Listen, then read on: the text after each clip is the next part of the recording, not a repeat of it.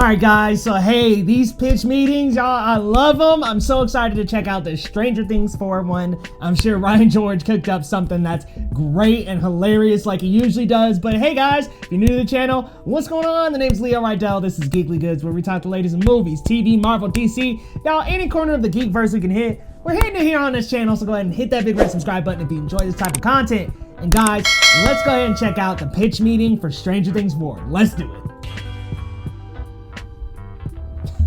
So, you have a new season of Stranger Things for me? Yes, sir, I do. And guess what? No. Frickin' Hopper is alive. Oh, man, it must have been tough for him to survive that big machine explosion that vaporized everyone in the room last season. Actually, it was super easy. I mean, for real.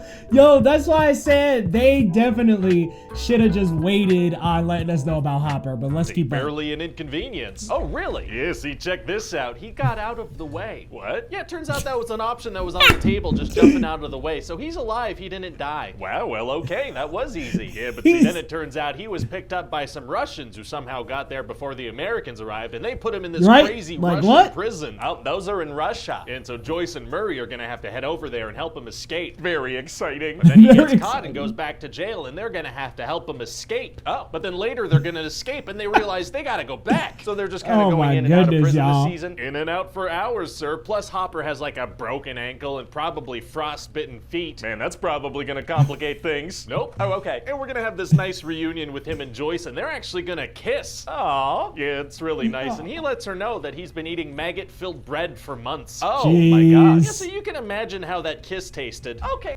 Pretty gross. And not to mention, I thought it was so fucking funny that, you know what, let's just keep watching. Enough about the Russia stuff. What's going on with the Upside Down? What's the big threat this season? Oh, we got this new bad guy this season. Oh boy, so what's his deal? He's this super scary guy. He's bald and slimy looking. He's got like dark magical powers. Right. And many years ago when the hero was young, they somehow defeated this powerful villain, and he's been plotting his return ever since. And so beyond all odds, it's gonna be a group of high school students that have to take on this bald, super powerful magic guy. Yeah, I mean, I'm familiar, wants to take over the world with his dark powers, thinks non-magical people are beneath him, name starts with the V. Yeah, I mean, yeah, I mean, everybody's familiar with Voldemort. It's not Voldemort. Oh my god, talking about such a good reference right there. I was wondering, I was like, is that Voldemort? Oh, love it. Voldemort? What do you mean it's not Voldemort? You just described Voldemort. No, he's not like Voldemort at all. Does he have a nose? So what's Voldemort up to? What does he want? He's not, okay, so Voldemort is terrorizing Hawkins, and he's doing this thing where he's snapping kids' legs and blowing their eyes up. Oh my god. Yeah, and this cool new character, Eddie's gonna get blamed for these murders, so the team's gonna try to help him not get killed by the townspeople. Very nice of them. And so Voldemort needs to open up these 4 gates from the Upside Down, and one of the people he's targeting is Max. Oh no. But right before he kills her, they figure out that if she's listening to her favorite song, he can't kill her, and also they find out the house that he's living in. How do they figure that out? Well, after he attacks Max, she's like doodling these little pieces of what she saw, and then Nancy assembles them all together and is like, whoa, this is a house. She was just doodling disconnected pieces of a house that then intricately assembled to form said house. That's what we're going with. Well, okay then, and what else is going on? Well, Jonathan has a new friend named Argyle, and what's he bringing to the table? A van and salt access. Oh, sick, and what's going on with Eleven? Well, she's been living in California with Will and Jonathan, and her powers are gone. Oh yeah, that's right. So she's gonna reluctantly work with Dr. Brenner to get her powers back. Deserves to get capped. Didn't he die in the first season? Wasn't he killed by a Demogorgon? It sure seemed that way because of what...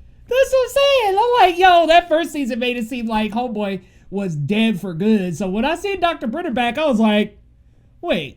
What happened? But no, he survived. How? By not explicitly dying on screen. Oh yeah, that does tend to be a great survival tactic. It does. So he's using this machine to bring Eleven back into her forgotten memories of that whole experiment thing when she was a kiddo. Okay. So she's remembering all these conversations she had with this Henry guy that worked there. Conversations? Couldn't she not talk back then? Hey, shut up. And so eventually she accidentally sets this guy loose, not realizing that he was actually number 1 and he hates Dr. Brenner and he's evil. Uh-oh. Yeah, so he goes nuts and kills all the other kids and injures Dr. Brenner. Why doesn't he kill Brenner too if he hates him so much? Unclear. Good question. So then Eleven goes super intense and sends him into the Upside Down where he turns into Vecna. Who?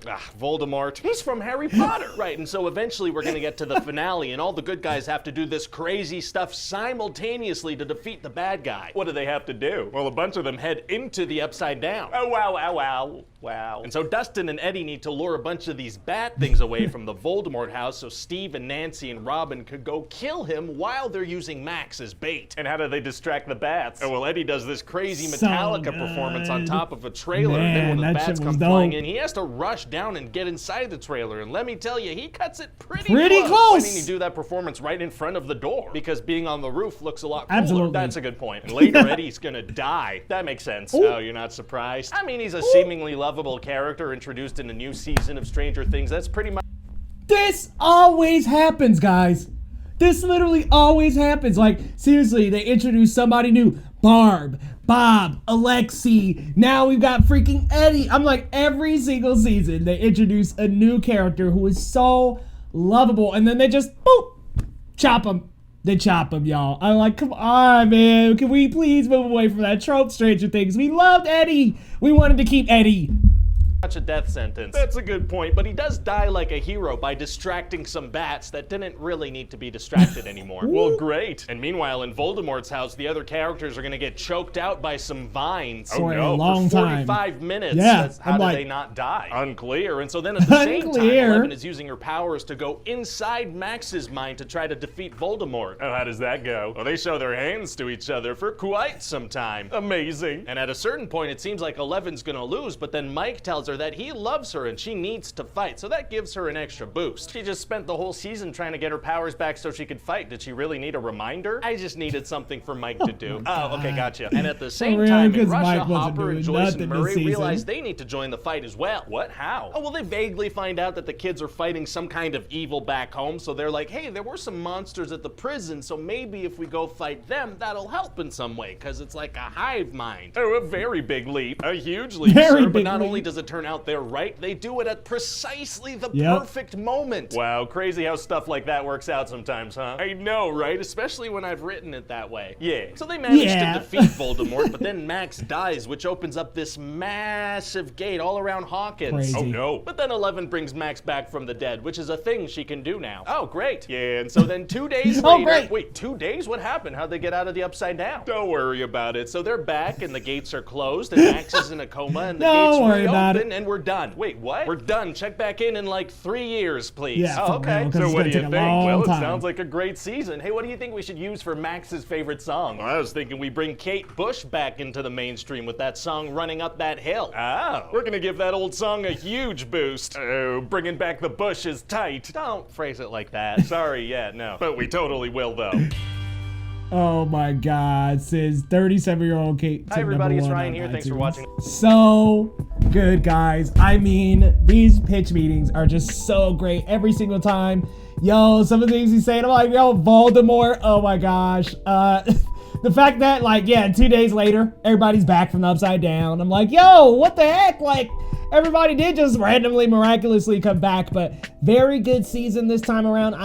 Like he said, 3 years waiting. I mean, like, seriously, Duffer Brothers, I really hope. I know they're going to be writing the new season very soon. I really hope we can get that by next year, man. Like, we're going to have to wait another 2 years, another 3 years, man. Like, get that to us next year, man. Next year, y'all. But let me know your thoughts down in the comments. What did you think about this pitch meeting? Because I love these. And more reactions to come, guys, if you're returning subscribers. And if you're new, hit that big red subscribe button down below. And we'll see you next time on Geekly Goods.